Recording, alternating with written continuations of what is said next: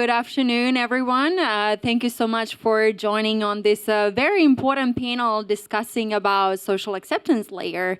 As we know, all of this beautiful technology is actually integrated into society. And today we have some of the world's experts and entrepreneurs that are doing it very, very successfully. So I'm going to please kindly ask you to introduce yourself and talk a little bit about your companies and what is the unique value proposition that you have on the market. Is it me? Okay. Okay. So first of all, I'm not a company. I'm not from a company. I lead a research institute, and we're doing human robotics since 20 plus years. And what we're doing, we design robots, and specifically, at least for today, what happened is that we started investigating a topic called human-robot interaction. And during this investigation, we discovered that it's super interesting to look at the humans in the human-robot interaction and use robots to probe how we react to robots, how we create certain bonding, and what it means to interact with a machine. And when the machine can substitute a human in the interaction because we react in the same way. Luckily, there are ways to measure this. Cognitive neuroscience tells us how to do it. So EEG or reaction times, there are gaze tracking. These are all technologies that can be used to exactly understand how we see the robot, how we interact with the robot, and maybe in the future when the robot can in fact engage with us in a certain way that allows optimal control, optimal shared action, and why not optimal companionship. Thank you. Yes, I'm Rafael. So this is our robot, and in 5 years, each one of you will have one of our robots in your private home, and that's because in 3 years we'll be caring for your elderly parents if you have them. So we found a very unique approach to basically start deploying humanoids into private homes today. In fact, we've been deploying humanoids in private homes since 2024. And we do it, and we found a way to do it very early through really using teleoperation, not just as sort of this kind of necessary evil, kind of everyone has to do it, but actually using it as a feature. As you can see, the robot has my face, and that's basically whoever operates the robot, that's the face the robot has. So for the elderly, it's not, like for my parents, it's not, oh, this is my robot. This is actually their son, being with them physically, and that makes all the difference. We use that to get into homes, to collect the data, the most unique data, that's really interaction of the elderly with the robot, and use that to train the robots to make them autonomous. And yeah, we'll have 20 robots by the end of the year, people living with them full time, being cared by the robots. And I think that's sort of the way to do it, at least in our hypothesis. And at least one of the people already call it their best friend. So after 1 week of deployment. So I think it's a good start. I'm Morgan Pope. I'm a creative director at Familiar Machines and Magic. We are a company founded by Colin Engel, who was the CEO and founder of iRobot, making the little Roombas that roam around. And one thing he observed in 30 years of doing that was how attached we become to the little things that move around our house. And he wanted to bring them to life in a more powerful emotional way that we can do now thanks to reinforcement learning for leg locomotion, and thanks to large language models for a deeper understanding of human social environments. So we're making, the first one we're making, it called a Familiar. It's cute, it's little, it's four-legged. It's going to learn about you and spend time with you and hopefully just be charming. So hello everybody, I'm Jérôme Monceaux, founder of Enchanted Tools. That's a company we founded back in 2021. So we are creating a robot, humanoid robot, mounted on a ball, which is make it very convenient in interaction with people. You can just bring them somewhere in a very easy way. It's really safe because we are deploying mainly in the hospital with kids, with elderly, but also in assisted living and such places. Our point is we need to build a people-facing humanoid robots that could be understandable by the user. I mean, very easy way, pointing at something, asking something, bringing the robot somewhere, and keeping a positive interaction, not feeling being with a machine, but feeling being with something that could bring something to our life, a kind of experience, something that makes sense in the way we live, you know. And we are talking about the user that could be, they are not like PhD in robotics, they are grandma, kids, nurses, direct care worker. So the point is, how could they understand the way it works, and how could we match the imaginary and the expectation that they could have? Hopefully, we have done thousands of robots in the past, and we met thousands of clients who ask crazy things on the robot, and we try to combine that into this robot. And you can meet him, he is there. There's two versions, like Miroka and Miroki, the boy and the girl. And they have 20 centimeters ears. They do not pretend to be a human, because if we do so, people expect much more than what the device can really do. But if we present that as a more an animal-like kind of robot, you do not overestimate what this robot can do, and then there is a positive surprise that is coming with this. So today we are accumulating 400,000 minutes of usage, so it's which represents a lot of days that you count, and we have produced more than 70 units, and we are about to produce hundreds of them. Wow, thank you so much. Wonderful. So you are coming from different backgrounds, from academia, from industry, and we know with the robotics at the beginning, people are very impressed and they want to understand how it's built, how it works. So I want to understand from your points of view, when did it come from impressed to actually experiencing acceptance with the robots that you're building or the robots that you are researching? So Morgan, have you had any experiences where you were looking into the acceptance segment of the human-robot interaction with familiars? Yeah, so we're a lot of what Jérôme said, I think, is important, which is this idea of setting expectations at a level that you can then exceed, because I think this is a challenge I think we see across all sorts of technology, but especially is one of the dangers of using large language models is that when you start having a conversation with something and it feels very human, then when it starts going off the rails, when it starts behaving badly, then it's very frustrating. I've said some terrible things to my Alexa because it sounds so much like a person that when it stops listening to me, I get very angry.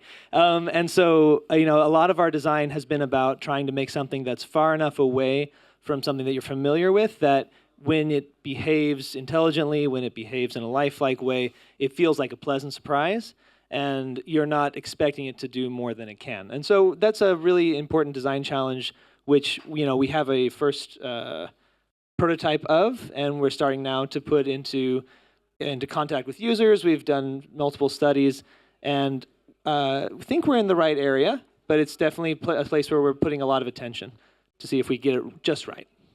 Great, thank you. Jérôme?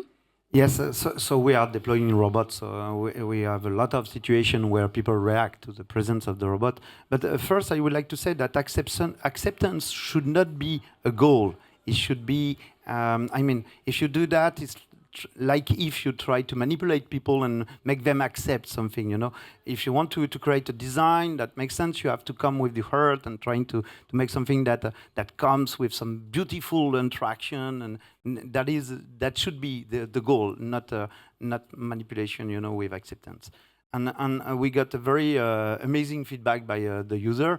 Some people are very happy to meet again the robot. Some are crying, so happy to meet it again. And we are doing things like we are entering for the kids who have concert in south of France. The robot is entering the bunker, the radiotherapy room.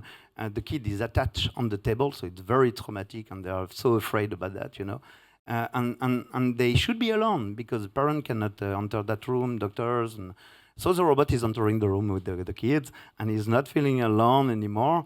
And that's an amazing experience. And we got so fantastic feedback that make us understand that we cracked something in the interaction. And I could add something on top of that, because from years, with robots like Now robot or Pepper robot, I tried to put life in the robot, and honestly, it was still a puppet. Still, you get the robot here, and you do not feel the interaction really working.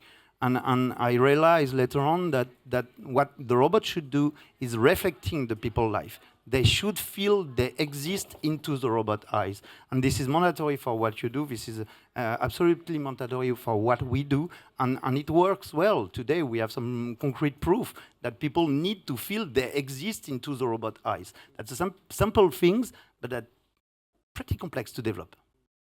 Great, thank you.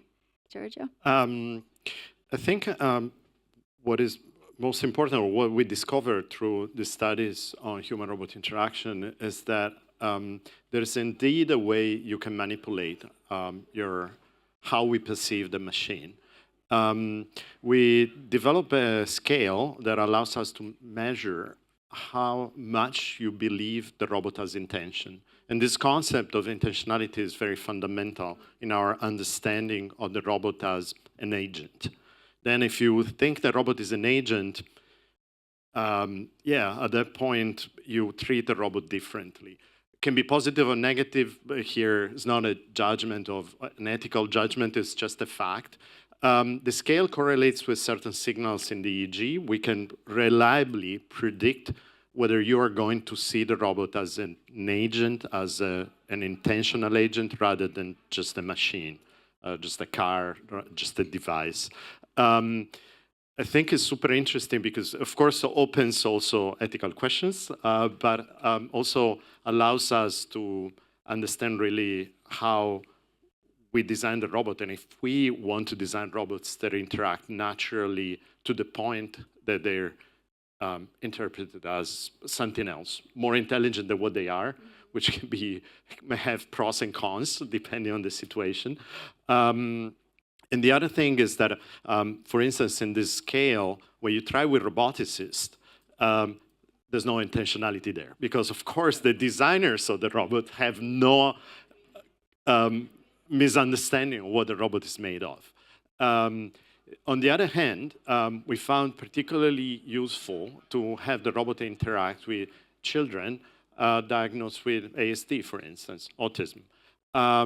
And it works very well in that case, probably for various reasons. It's better to interact with a toy than a person. And it's also, the robot is very repetitive. There are various things, but the robot is very effective in showing the kids how to behave in certain situations, and they learn a lot from the robot. They don't learn as much from people. So, I mean, how we want to develop these machines is up to us, but I mean, there's a scientific way to measure what is happening, and it's very cool, I think, because it tells us a lot about us from the neuroscientific point of view. That's super interesting. We should talk about it because one of the most, around acceptance, most interesting, we've been deploying with people with dementia. It was a dementia group. And one thing that stuck with me, they kind of intuitively knew if the robot was alive and controlled or not. Like, they walked to the robot, they knocked at the face shell, it was off at that point, and like, oh, nobody home, and they walked away. And then when it was on, and they basically was interactive with them, like, despite some really, really strong cases of dementia, they were supernaturally interacting with it. They were playing games, they could guide them. And this was sort of the basis that we then actually used to be able to do a pilot with a person that has dementia in their private home. And that, she called it her best friend after a week. And I think that's something we saw, like, people very quickly normalize the robot in the deployment. Like, day 2, the latest, is kind of normal to have that thing there. And it's very surprising for us. And I was also asking them, don't you think it's a bit scary at night when it stands there? And the answer was no. No, she felt protected by it. So very quickly we see this kind of normalization. And it comes also with a risk. So very quickly people trust the robot too much. And we saw this in deployments. So where one situation was kind of interesting, it was the robot was making dinner, so working at the fridge, and then suddenly on the operator view, you see the hand of the elderly lady grasping into the door of the fridge, taking something out and walking away. So she assumed this is totally safe. From a roboticist perspective, I was very nervous at that point. I mean, we designed the robot safe and it was soft and so on, but this is not sort of what it was intent. And then at the end of a pilot, she was like, I made this cake. Can you slice it with the robot? So she took out this huge knife and was like, here, give it to the robot, can you slice it? And I'm like, no, I'd rather not. And then it was like, no, but let's do it. Look, I keep my distance. So she did it. And then, of course, she couldn't take her distance. And I think that's something also very interesting in the deployments, what you discover when you actually have them in the field and see people react to it. Also with dementia, like we can guide the people. We saw this acceptance very quickly. But then also you things like one thing they do is she thinks this is how you continue, and then even though this might be completely wrong, and she then does that, and you kind of need to find a way to stop them and be like, okay, no, this is actually not how you should do this task. Let's go 2 steps back, and like for example, we're doing cupcakes, and then in the microwave, and sort of that's a concept she didn't know. So basically, cupcake was out, she took a spoon and was stirring it, so it was gone. But again, sort of, I think that really shows people very quickly normalize on the robot. It's there, you get used to it, and then it's really also our responsibility to make sure that within that use case it remains safe. Yeah, thank you for sharing that it comes down to the responsibility on the designers and the builders of this technology. And so you've been sharing different utility relationship segments.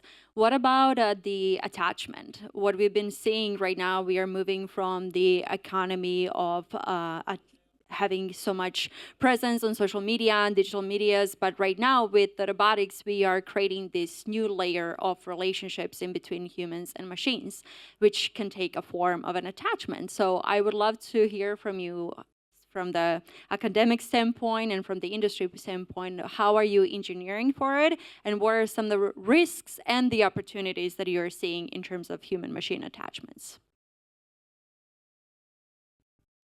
I can start by saying that we're not doing much in that direction, but there's an element, continuing the discussion, there's an element that I think is important, and this is a true experiment that we've done. You know, a very powerful feeling in humans is called this sense of agency, which means when we do something to understand that there's a consequence, and the consequence relate to what we've done. We press the button, the light goes off. There's a way to measure that, whether we have that feeling.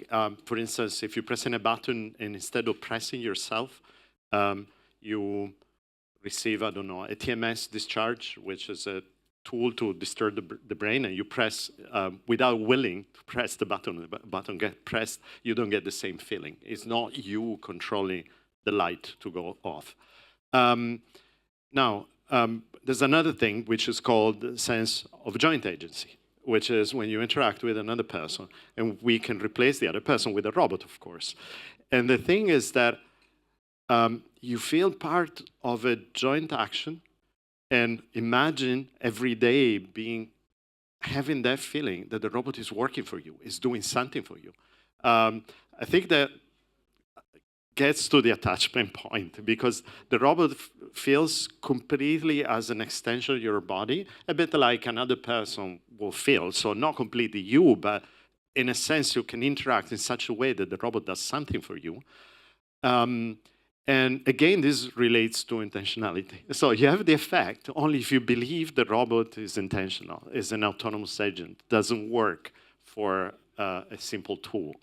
And I think while we're getting there, we start to put together all these elements, at least from the research standpoint, from the scientific point of view, that if we build things in a certain way, then you get even attached to the robot. Again, it raises, I think, a very important question that is ethical in origin. Shall we do it, or better we stay away from that?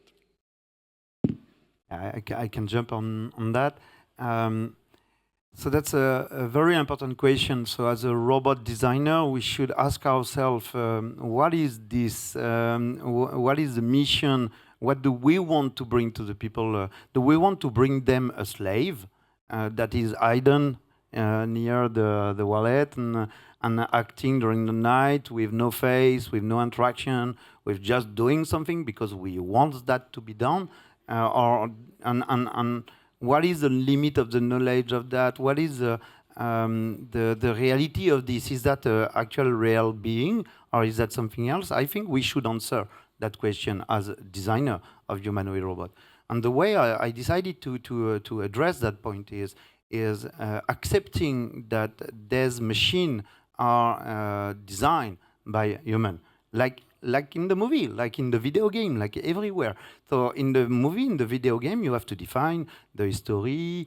You have to make people understand that this is a story. When you go to the movie, this is not an actual real situation. That's just a movie. So here, that's just a robot, a character from a story that believe this, but he is in the story. You know, trying to. That's an ethical point of view. I don't want user to believe that this is an actual real being with a fully autonomous way of thinking things.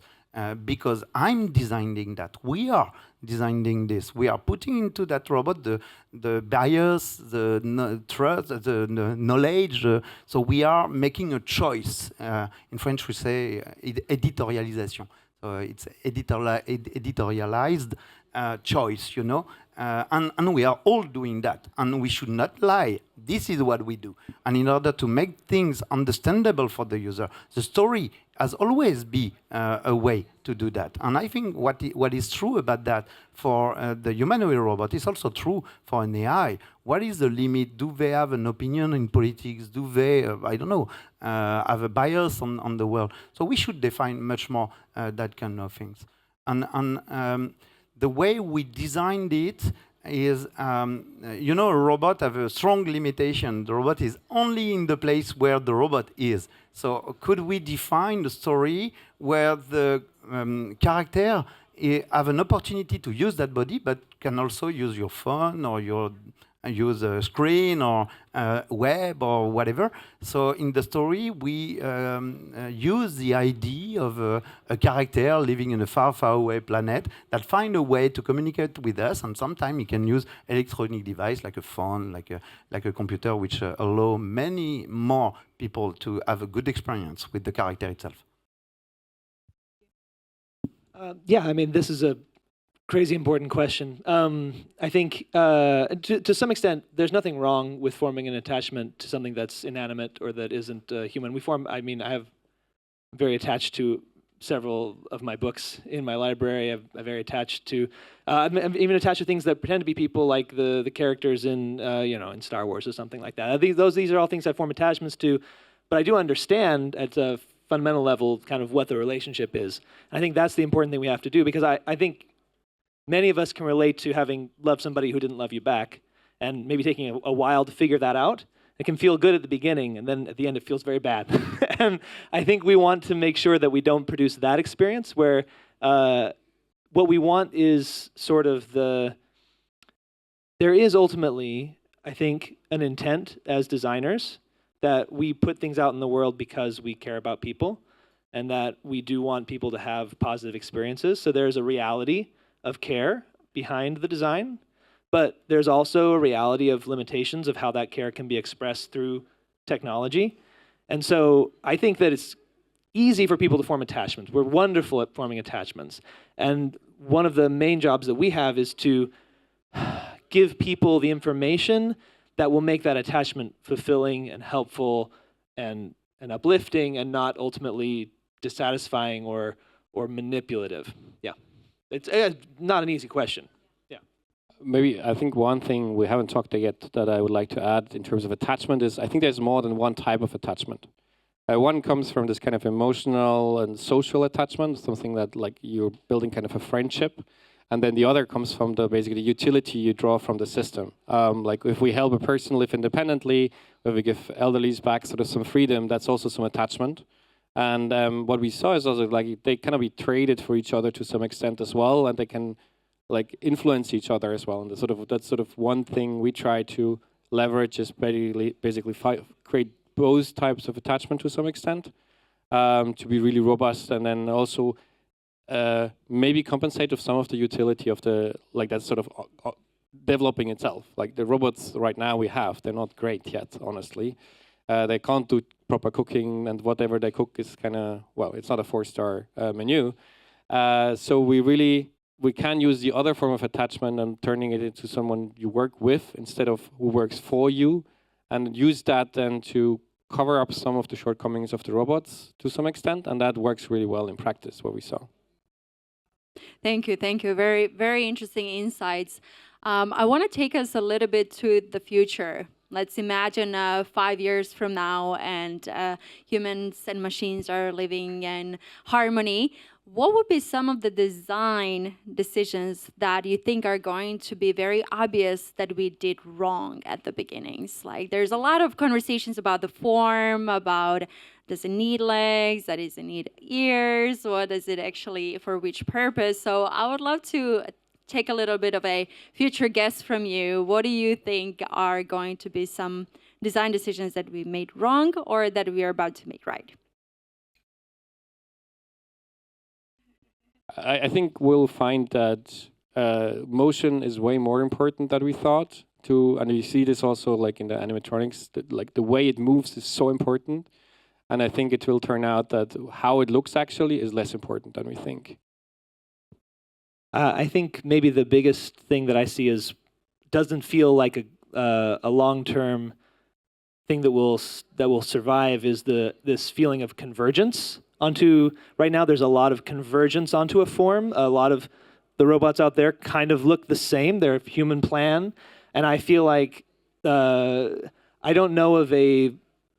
I think life tends to be divergent. I think that good innovation tends to be divergent, and I feel like the idea that everything will be solved by a single form factor is a very, I think it's a nice early idea, but I don't think it will stand the test of time. I think the divergence of forms to the different functions and the different ways that are going to help our lives is going to be the thing that will ultimately win out. Yeah, so that's a very difficult question because we have to understand what is going to happen. From my point of view, the user interaction is something that is definitively key. So the way you touch the robot, the way you move the robot, the way he reacts when you do so, the way he looks at you, how he cooperates with you, doing an action you ask for, and how could you ask in very intuitive way things that this robot should do in a very safe way too. And today we have a very spectacular show with a humanoid robot doing amazing things, and technically it's really impressive. But at the end, what will be in the earth in 5 years is us. It's my grandma, it's my kids, and there are the people who will have to face that kind of technology. So what do we do for them? How do we design a humanoid robot so then it's usable by anybody? I think it will take more than 5 years. But having said that, I think we'll regret using so much metal and electric motors, and we'll say why we haven't thought of different materials. Thank you. Okay, last question. In one word, what would you say is one of the most important factors in human robot design? What are you factoring for when you're designing your robot? One word. Moving eyes. Heart. Expectations. Eye to eyes. Great. Thank you so much. Really enjoyed this one. Thank you, guys.